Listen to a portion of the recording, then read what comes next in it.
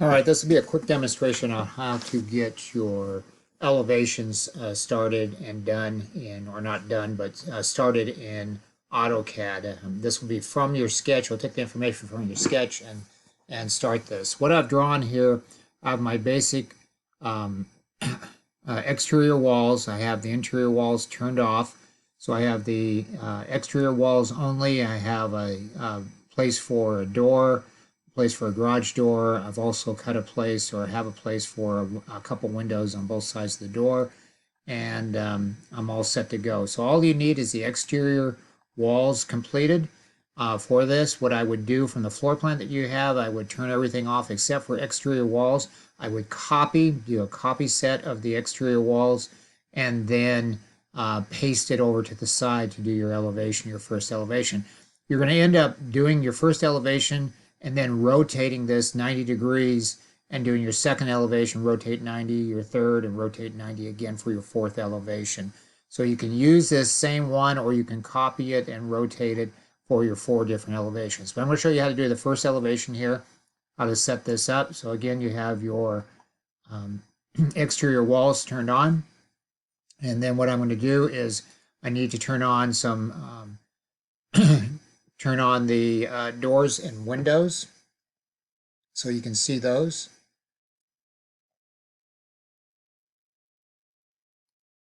And windows, we got those turned on. And let's see, we can see then there's the windows in there, one on the left and one on the right hand side. So now we have all the features turned on in our floor plan. And then the next thing, we need to establish some vertical and horizontal control lines. So I'll come down here and turn those on. I've drawn everything already and just put it on layers, so I'll make it quicker for this. So our vertical control lines are right here. And this is the terminology for it. And horizontal vertical control. And what you're going to do, and let me back up just a little bit so not to confuse you. So you draw a line, vertical and horizontal control. The vertical control goes up pretty high. You're going to need at least 15 feet in height on that. And the horizontal control is basically your ground level, and that needs to go beyond the parameters of the house. Beyond this wall, extend beyond that wall, and extend on the right wall, extend beyond that. So you have plenty of room to work in. Drop it down low enough so you have plenty of space to work within. The next thing you want to do is turn on your vertical and horizontal control. And what I have here is I did a line right here, just a short line, and then I did bottom of windows, wherever you want the bottom of the window to start, wherever you want the top of window to start, wherever you want the top of door to start, and top plate. And we talked about the top plate today in lecture, and then the ridge line. So do offsets from this line, which is your ground level, to each one of these points. And you design that. You decide that where you want the bottom window and top of window at. Top of door, usually at 7'2", 7 foot, somewhere in there. And then the ridge line usually will be, top plate will be at 10. Typically, if you want a 10-foot ceiling or an 8-foot ceiling, that's where your top plate will be. And then your ridge line will be at the, excuse me, ridge line will be at the, probably the attic area, or the very top of the attic area, which will be about 15, 16 feet, depending on your roof design. So you have these pieces laid out now already. And so the next step is to take lines from all your features in your exterior wall. So from the corner, draw it down. From each side of the window, draw lines down so they intersect your horizontal control lines. I did this. I have double doors here. So I went ahead and drew lines down from the center and from the right and left hand side. Again, from the window over here, from this corner I drew it down. Then from each side of the garage door I drew that down. I went ahead and included the stem wall on this side, and then the right hand side of the exterior wall there. So now I have my vertical control, I have horizontal control offsets on that. And now the next thing you'll do is draw lines over from the vertical control. So let me turn those on. And I will turn those on. So I'll go to my layers, and there's my horizontal control lines. Turn those on, and all I did is from each one of these features, I drew a line. For all these offsets that I did, I drew a line horizontally now and way beyond the end of the house. It doesn't matter how far out, just as long as it extends beyond the house. Next thing you want to do is locate your features, and by that I mean is this window here is my first feature. And so now if I come down here, I know the bottom of window starts here on this line, and my top of window is right up this line. So that's, I know my window is going to fall in there. I know my doors are going to fall in here, and my second window here, and my garage door over here. So after I drew those down, then I would just outline the features in there. So let me do that next. I'll turn those on. I've already outlined those. So the windows in the elevation and the doors in the elevation. Turn those on. So now we have the window outlined in there. We have the door outlined in there. Those are blocks, and these windows are just drawn in here. And this is not a block here for the garage door, but I drew the panels in for the garage door to add some feature. You're going to draw a lot more detail in here. You're going to do the molding around the windows. You're going to add texture and stuff to the doors, and all the stuff to make it as realistic as possible. All right, so we have that portion done. So we have our features drawn in. And so we next need to move on to the roof design. So now we have to figure out a roof design for our house. I'm going to go ahead and use gables on this. That's a whole nother, probably a week study on roof design. So we'll get a little bit into it, but if you have any problems, you can either use a hip, a gable, or a flat roof. You can choose which type of roof you want to use for that. Research a little bit what the roof designs are, and if you have any problems figuring out a roof design for your residence, let me help you on that. So here we're going to have a gable roof, so I'll go ahead and turn on the roof design. And I did a quick roof design that just is on this one side, so we have a very big gable here.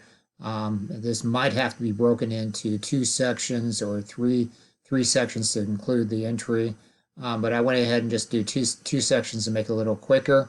So I did a quick roof design. So this is a gable. If you don't know what a gable is, research that. And the next thing we have to do is go ahead and draw down these center points for our gables. So I'm going to go ahead and turn those on, and those are the projection lines. I've already drawn those. So I'm just projecting these lines down till it intersects our ridge line. So it intersects our ridge line control line. And that's on both the garage area and on the resident area. So there's 2 gables, drew those both down till they intersect the ridge line. The next thing I can do is go ahead and design the roof on this, and put that into motion and show you what that looks like. And basically they're just drawing angles from the midpoint here, and I'll show you that in a second. So all I did here is take a single line. I know there's 2, but hold on. A single line from the midpoint here and then to the end of our house. And I'm going to turn those on. I forgot to turn those on for you, the ends of our house. So it runs right across here. That's where it would end, but we have to have an overhang. It's required to have an overhang, 16, 18 inch. You can even go up to 2-foot overhang on this, depending on what you want to design. Let me turn on the ends of the building here so we can get caught up on what this building is starting to look like. And here's the building layer that I put in here. And these colors, again, are just for demonstration purposes. You want it as realistic as possible. So here's the edge of our building now. The ground level you can see is all one piece. Even so, this piece is recessed. This piece is recessed back here. The garage is recessed back from the front of the house. It still is drawn like this, all right? And then the overhang on here, you will not be able to see the overhang as it ties into the garage here, but this overhang on the front will be the prominent feature on that. So now we have the roof designed, we have the overhangs put in there, we have the doors and windows put in there, starting to look pretty good. And so now I can come back in here after I've done all that, and I can start turning off some control lines. Horizontal control I can turn off, vertical control I can turn off, the other vertical control lines. I can turn off the roof design. I'll leave that on just for right now. And then the ridge projection lines I can turn off as well. So let's see what we have. So we have a good start on our elevation right here. That should give you an idea how to get started on that. And once again, this is just a start. These are not the colors to choose. Maybe brown for the doors, that would work out, but you'll have to come back in and do some hatch work, some molding work, making this as realistic as possible, putting some texture on this roll-up garage door that I have here, put some siding in, siding across here. Maybe there's another plate that goes across there. Usually there's another plate and you'll have siding at the top and maybe brick at the bottom. Whatever your design is, but this will give you a good start on your first elevation. Going to your second elevation, all you're going to do is you can either copy this this plan here, this exterior walls, you can do a copy on it, or you can just rotate it. So I'm going to go ahead and just do a rotation on this. And I'm going to go ahead and rotate this 90 degrees. After I pick rotation, it has to specify a corner. I'm going to go ahead and pick this corner. Let me go ahead and pick this guy right here and rotate it 90 degrees just like that. And then I would come over and do a move command to give myself some more room. And so now I could start my other elevation with the same process. I have my partial roof design going, and this would probably be the slanted part of the roof on this side. Anyway, you'll be able to get going on that once you get your doors and everything all set on that, and then just project down just like I did previously. So hopefully that will help you get an idea on how to do elevations in AutoCAD. Again, you would put a notation under here. If this was the south elevation, I would write south elevation on there. And then when I come over to my elevation sheet, I would have my elevations all started. And in my viewport, I would zoom in on it. And this would be the south. So the south elevation usually is towards the bottom, and the north will go right above that. 2 elevations per D sheet. And I'd go ahead and scale this. Let's try 1/4 inch scale, see how that works out. Pretty darn close. You still have to add notes in the title block here for the different materials on there. There will be no dimensions on here, just materials and as realistic as possible. So I'll go ahead and see if we can get this just a little bit bigger at 3/8. And that might be a little bit tight, but actually looking pretty good.